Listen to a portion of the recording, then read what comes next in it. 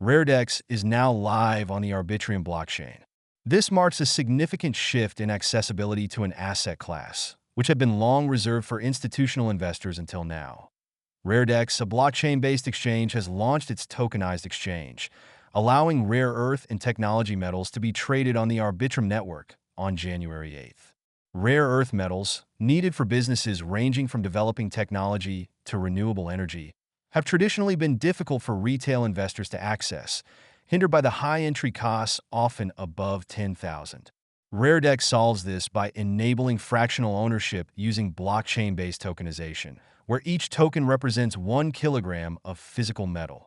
Lewis O'Connor, Chief Executive Officer of Raredex, highlighted the democratization potential, saying early adopters will now be able to access an asset class that was typically reserved for governments or the well-connected, wealthy individuals, meaning that investors on a smaller scale can now enter the market with far less capital required. Raredex keeps its physical metals in a bank-grade vault operated by Tradium in Germany to access custody and availability. Investors can verify the provenance of their tokens because each one is tagged with extensive source of origin data.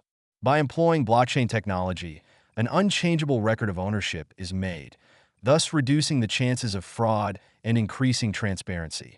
The launch of the platform comes at a time of increased interest in RWA tokenization. This update comes on the back of a larger trend to tokenize real-world assets.